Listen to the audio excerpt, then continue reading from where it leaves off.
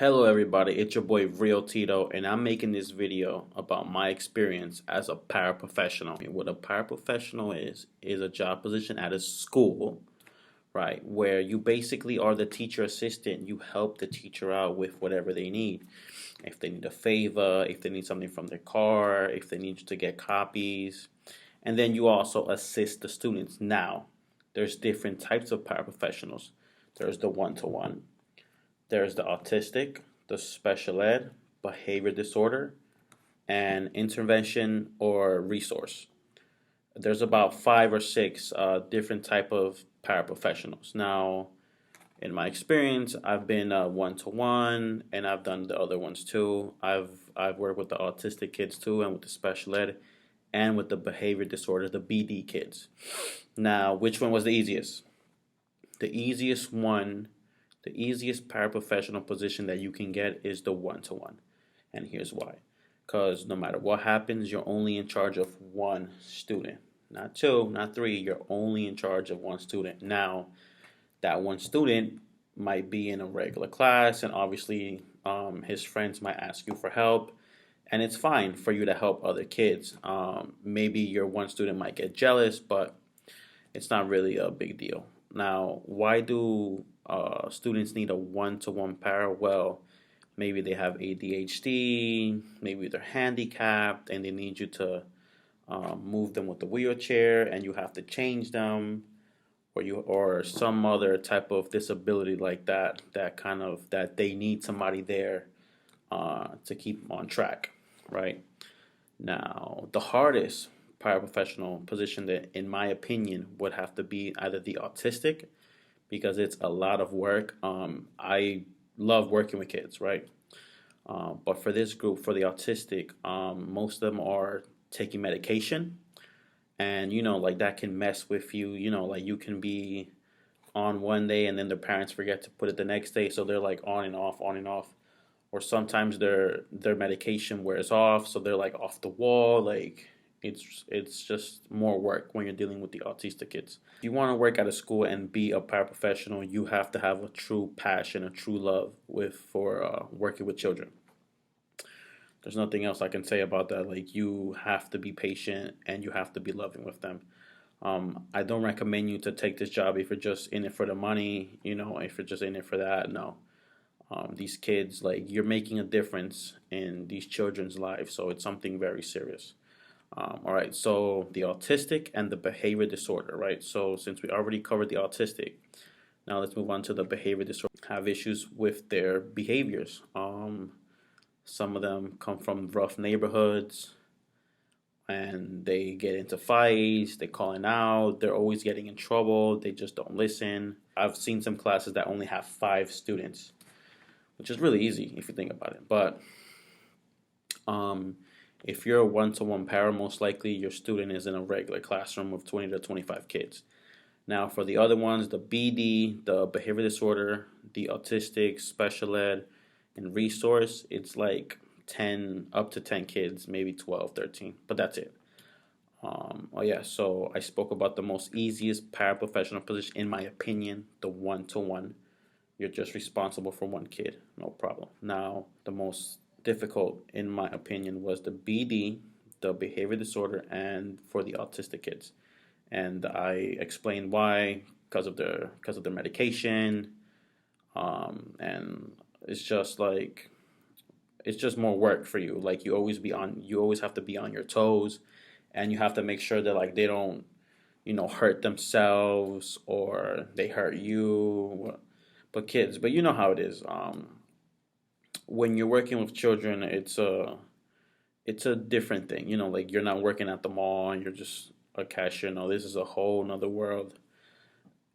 You have parents to deal with, you have the principal to deal with, you have your fellow teacher. Like, there's more things that go with it. But something good with working at a school as a paraprofessional is, well, either you go full-time or part-time. In my experience, I was a full-time paraprofessional, and I worked Monday through Friday from 8:25 to like 3:25, and I would get 2 15-minute breaks, and I would take my 30-minute lunch. And I would basically follow my kid all day, make sure he's, doing his work and not getting in trouble and doing what he's supposed to be doing. Follow him to the bathroom. Like, don't go in the bathroom, but you take him to the bathroom. You take him if he wants to get water. You have to be there for his lunch or his or her lunch, whatever, or their recess or their special classes. Like if they have art, gym, music, like you have to be there with them. I was a full-time salary paraprofessional, so I would get the holidays off and paid. Like I would get snow days, when it snows, blah, blah, blah. And I would get that paid. And my schedule would be like Monday through Friday from, like I mentioned, from 8:25 to 3:25. And then, like you get your winter break, you get your spring break, and you get the summers off. Now, since your salary, you do get paid. But this might vary on what school you're in or what district you're in. I first started as a substitute teacher, and I was seeing how things go. And then since I like to work with children, and then I got the full-time paraprofessional position in a different district where I wasn't subbing at. But they're close by, but it was like the next town over. And yeah, and then I was a para for like 2 years. And it was fun. I love working with kids, but I'm leaning towards something else now. Back when I was a substitute teacher, I had the idea of maybe becoming a teacher one day about technology or something, or special ed. That was what I was leaning towards back then. But I changed my mind after working at a school for a few years. I realized that I want to go back to school and major in something else. So I'm going to put the teacher dream on like a side note right now. But I have my focus on something else. And I'm somebody that, like, when I say that I'm going to do something, I'm going to get it done. Like, I don't like to wait. Like, I'm not that type of person. Time is money. Getting money don't make no money.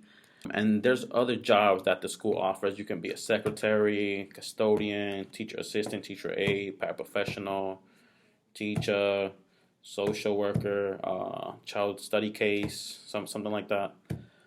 There's so many positions. So if you like working with children, I would highly recommend you start off as a sub, and then from there you work your way up as a para or something else, and you see where it takes you. But yeah, so that was my experience as a paraprofessional.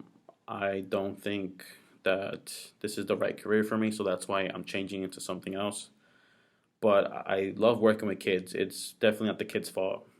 The kids are completely innocent, and they're all great kids. Like I've met, and also like I've met so many cool co-workers, like, and so many cool kids. And yeah, like I'm just very grateful that I got to experience this opportunity, and I got to see firsthand what goes on inside the school. You see, because looking from the outside, you really don't know what's going on. Like you can just assume, hey, it must be an easy job. You're just dealing with kids. But my perspective from being on the outside has completely changed from being on the inside.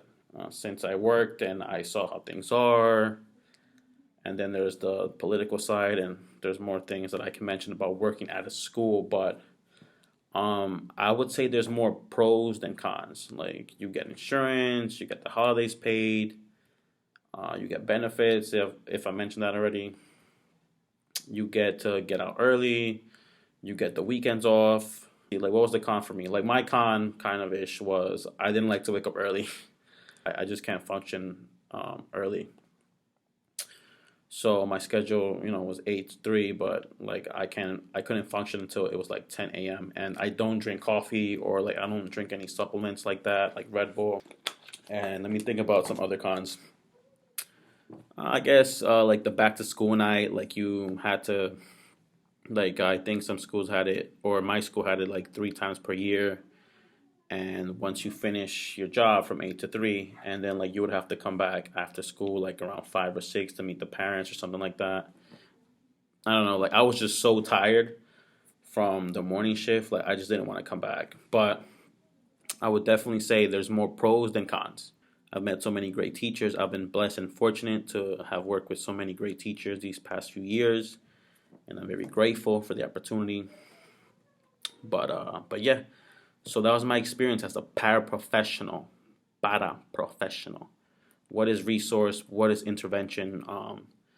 In my experience, that's when kids that are in a normal classroom get low test grades, get lower grades than others, but they're normal. They're normal kids. So what the school does is that they get them extra help.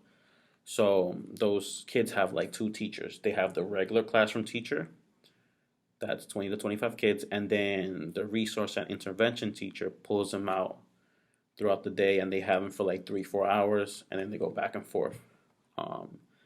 So they're not considered special. One would be the second easiest, in my opinion, the resource intervention. And yeah, if you guys have any questions or if there's something that I missed out, please let me know. Once again, this is a paraprofessional review. It's my review and my experience working in a school as a paraprofessional. If you have any questions, if you want to like this video and subscribe, go right ahead. I would really appreciate that. And have a blessed day. That hurt?